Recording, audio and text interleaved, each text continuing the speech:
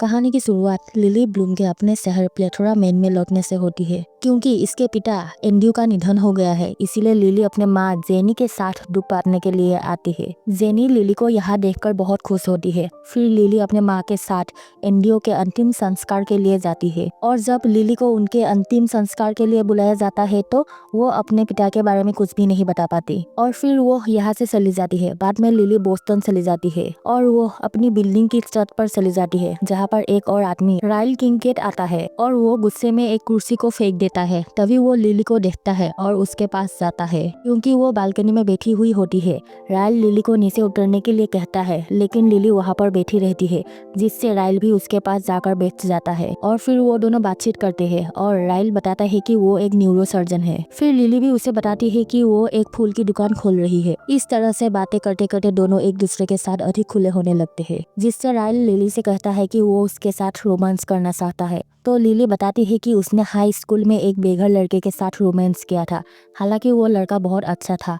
फिर भी वो ये भी कहती है कि वो अचानक किसी के साथ संबंध नहीं बनाती क्योंकि वो वैसा लड़की नहीं है, जिससे राइल लिली को इम्प्रेस करने लगता है। और फिर राइल लिली को किस करने ही वाला होता है कि तभी उसे किसी काम को करने के लिए कॉल आ जाता है, जिससे वो दोनों अलग हो जाते हैं और फिर लिली कहती है कि वो शायद एक दूसरे को फिर कभी नहीं मिलेंगे। 2000 के दशक के बीच में एक फ्लैशबैक को दिखाया जाता है, जिसमें एक जवान लिली को स्कूल के लिए तैयार होते हुए दिखाया जाता है। फिर वो अपनी खिड़की से बाहर एक लड़के को देखती है जिसका नाम एटलस ओरिगन है, जो एक अनाथ लड़का है और वो डस्टबिन में भोजन की तलाश कर रहा है। फिर लिली आकर अपनी स्कूल बस में बैठ जाती है और उसी बस में आकर वही अनाथ लड़का भी बैठ जाता है। फिर घर पर आकर लिली एटलस के लिए खाना खरीदती है और उसे उसी बिल्डिंग के बाहर रख देती है जहाँ पर वो रहता है। अगले दिन एटलस उसे धन्यवाद देता है। फिर बस में लिली उसके बारे में पूछती है और उसे अपने घर पर आने के लिए कहती है। उसके माता पिता बाहर होते हैं ताकि वो वहाँ पर नहा सके, अपने कपड़े धो सके और लिली के पिता के कुछ कपड़े इस्तेमाल कर सके।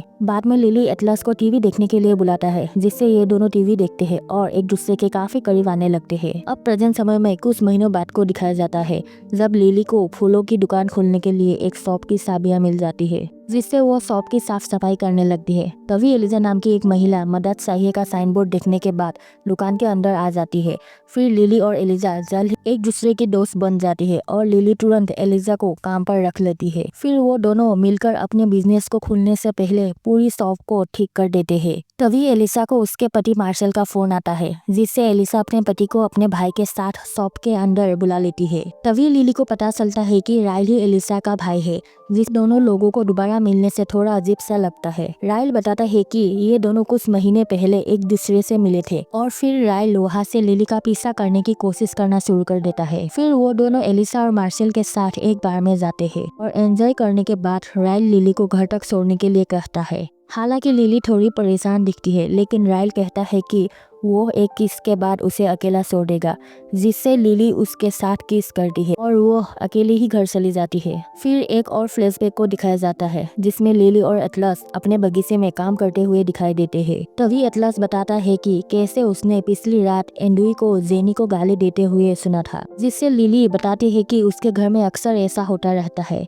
ऐसी बात सुनकर एटलस उसे अपने बाहों में पकड़ लेता है। फिर एलिसा और लिली अपने दुकान को ओपन करते हैं। तभी यहाँ पर राइल आता है और वो इनका पहला कस्टमर बनने के लिए एक गुलाब को खरीदता है और एक कार्ड में मैसेज और किसी का नाम लिखता है। फिर डिलीवरी एड्रेस में इनकी शॉप का नाम लिखकर चला जाता है। फिर एलिसा अपने जन्मदिन के लिए मार्शल के साथ मिलकर एक पार्टी आयोजित करते हैं, जिसमें लिली और राइल भी शामिल होते हैं। और फिर वो दोनों उसके अपार्टमेंट में जाते हैं और वहाँ पर रोमांस करते हैं, लेकिन तभी लिली अपना मूड बदल लेती है कि वो राइल के साथ फिजिकल नहीं होगी क्योंकि वो अभी भी किसी भी रिश्ते में नहीं है, जिससे राइल अपने सोने के कपड़े पहनता है और वो लिली को भी सोने के लिए कपड़े देता है। अगली सुबह एलिसा लिली को राइल के साथ अपने अपार्टमेंट में देखती है तो लिली बताती है कि हम दोनों ने सेक्स नहीं किया है और फिर राइल लिली से अपने साथ डेटिंग शुरू करने के लिए कहता है, जिससे लिली भी सहमत हो जाती है। फिर थोड़ी बहुत डेट के बाद लिली वास्तव में राइल के ऊपर आकर्षित होने लगती है। फिर एक और फ्लैशबैक दिखाया जाता है, जिसमें जवान लिली और एटलस को स्कूल बस में दिखाया गया। अब वे कुछ गंदी लड़कियों को एटलस के बेघर और बदबूदार होने और लिली को किसी बीमारी की चपेट में आने के बारे में कमेंट करते हुए सुनते हैं। तो लिली एटलस को खड़ा करती है ताकि वो सबके सामने उसे किस कर सके और फिर यह सब देखकर बस के सभी लोग खुश खुश हो जाते हैं और लिली उन लड़कियों को देखकर मुस्कुराती है। और उसी दोपहर उसके घर पर एटलस लिली से पूछता है कि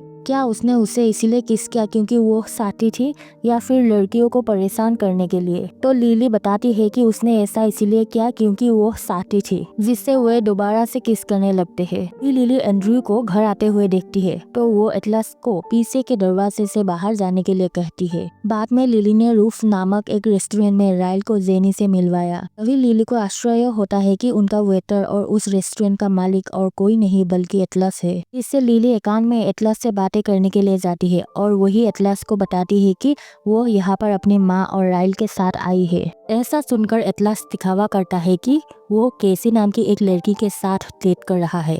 फिर लिली उसे अपना पता बताती है और किसी भी समय मिलने के लिए कहती है क्योंकि लिली अपने पुराने दोस्त को देखकर बहुत खुश है। बाद में लिली और राइल एलिसा और मार्सेल के साथ बाहर जाते हैं और वहाँ पर एलिसा और मार्सेल दोनों घोषणा करते हैं कि वो एक बच्चे की माँ और पिता बनने वाले हैं। फिर जश्न मनाते समय एलिसा बताती है कि उसका और राइल का एक बड़ा भाई भी था जिसका नाम एमरसन था, लेकिन वो बचपन में ही गुजर गया था। फिर अगली सुबह अपने अपार्टमेंट में राइल लिली के लिए फ्रिटाटा बनाता है और जब राइल उससे उसके कंधे पर बने दिल के टैटू के बारे में पूछता है तो लिली इसके बारे में बताती है कि उसने हाई स्कूल में ये गलती की थी। तभी फ्रिटाटा जलने लगता है जिससे राइल उसे बाहर निकालने लगता है और जैसे ही लिली राइल को ओवन में देने की कोशिश करती है तभी राइल गर्म तवे को छू लेता है और दर्द के मारे चिल्लाने लगता है, जिससे वो गलती से लिली की आंख पर कोहनी मार देता है और फिर अपने बचाव में लिली गलती से राइल को टूटे हुए कांच के टुकड़ों में गिरा देती है, जिससे उसके हाथ में कांच के टुकड़े लग जाते हैं और फिर वे दोनों एक दूसरे से बहुत माफी मांगते हैं, लेकिन राइल सबसे ज्यादा माफी मांगता है। फिर लिली और राइल एलिसा और मार्सेल से मिलने के लिए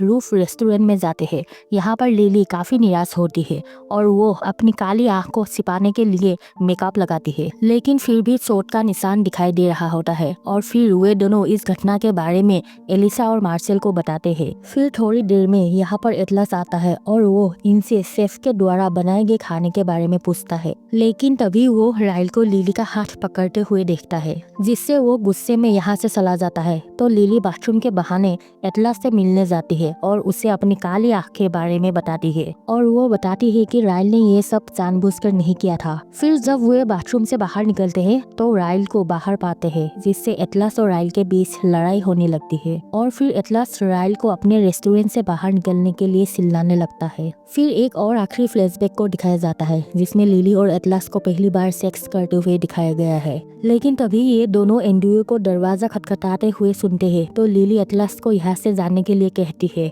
लेकिन तब तक एंड्रयू दरवाजे को तोड़ देता है और फिर वो एटलस को इतना पीटते हैं कि वो लड़का अस्पताल में पहुंच जाता है और वो आखिरी बार था जब लिली ने उसे अभी वर्तमान से पहले देखा था। अब एटलस लिली की फूलों की दुकान पर जाता है और उससे झगड़े के लिए माफी मांगता है। वो बताता है कि उसने पहले भी यहाँ पर आने की कोशिश की थी, लेकिन जब उसने देखा कि राइल पहले से ही यहाँ पर है तो वो यहाँ से लौट जाया करता था। फिर वो लिली को अपना नंबर कार्ड पर लिख कर देता है कि जब भी लिली को उसकी जरूरत पड़े तो एटलस उसकी मदद कर सके। फिर एटलस वहाँ से चला जाता है।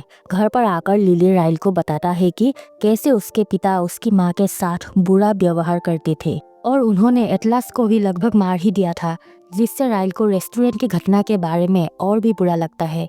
फिर वो दोनों एक दूसरे से प्यार भरी बातें और रोमांच करने लगते हैं। कुछ दिनों बाद एलिसा एक लड़की को जन्म देती है और तभी राइल अस्पताल के कमरे में सबके सामने लिली को प्रपोज करता है, जिससे लिली उसे स्वीकार कर लेती है और वे जल्दी से शादी कर लेते हैं।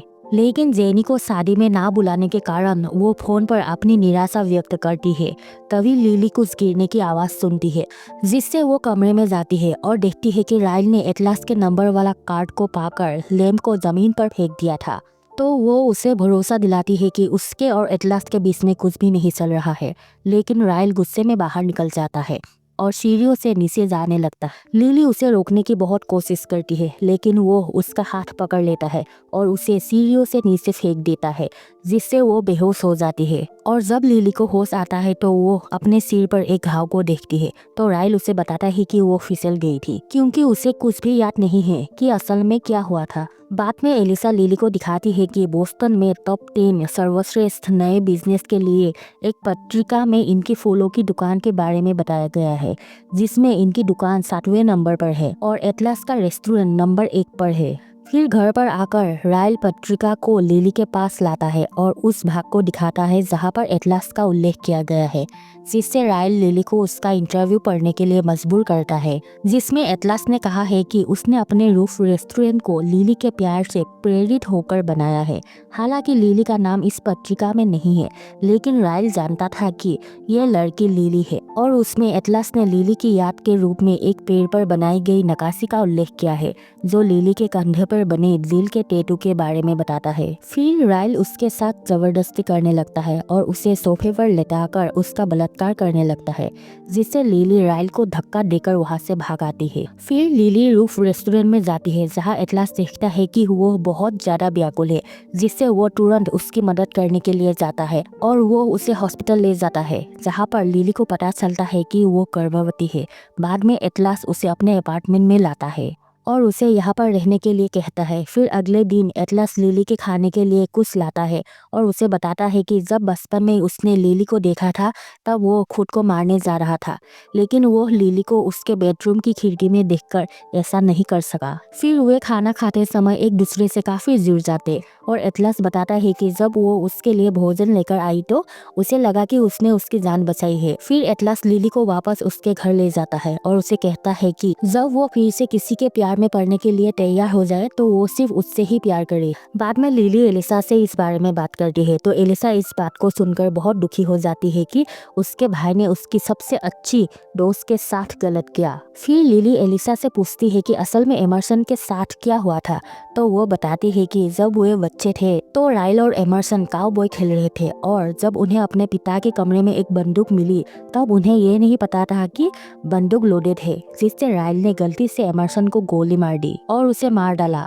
और तब राइल केवल 6 वर्ष का था और तब से वो परेशान रहने लगा। फिर एलिसा राइल की बहन होने के नाते लिली से कहते हैं कि वो राइल को माफ कर दे और उसकी बेस्ट फ्रेंड होने के नाते कहती है कि अगर वो इस रिश्ते में रहने के लिए सहमत हो जाती है तो वो लिली से फिर कभी बात नहीं करेगी। फिर लिली अपनी बेटी के जन्म की तैयारी के लिए नए घर में चली जाती है, जहाँ पर जेनी उसकी चीजों को ठीक करने और पालना बनाने में उसकी मदद करती है। फिर एक दिन राइल मदद करने के इरादे से उसके पास आता है और वो लिली से अपने अपार्टमेंट में वापस चलने की विनती करता है, तो वो कहती है कि वो राइल की मौजूदगी में ही बच्चे को जन्म देगी। और फिर बेटी के जन्म के बाद लिली उसका नाम एमरसन के नाम पर एमी रखने का फैसला करती है, जिससे राइल भावुक हो जाता है। फिर लिली राइल से कहती है कि वो उससे तलाक चाहती है। जब राइल उसे अपना मन बदलने के लिए मनाने की कोशिश करता है तो वो कहती है कि उसने ये फैसला एमी के लिए लिया है ताकि वो ये ना देख सके कि राइल कितना गुस्सा हो सकता है। फिर राइल कमरे के बाहर जाने से पहले मान जाता है और तलाक के लिए सहमत हो जाता है, जिससे लिली एमी से कहती है कि उनके बुरे व्यवहार का चक्र अब बंद हो गया है और ये हमारे साथ खत्म हो जाएगा। बाद में लिली एमी को जेनी के साथ एंड्रियो की कब्र पर ले जाती है और फिर सालों तक लिली अपनी दुकान को चलाती रही और एमी की परवरिश करती रही। फिर शहर में एक यात्रा के दौरान लिली फिर से एटलस से मिलती है और वे एक दूसरे को बताते हैं कि वे किसी के साथ डेटिंग नहीं कर रहे हैं, जिससे ये पता चलता है कि वे अपने इस रिश्ते को जारी रखेंगे। और इसी के साथ इस मूवी की यहीं पर एंड होती है।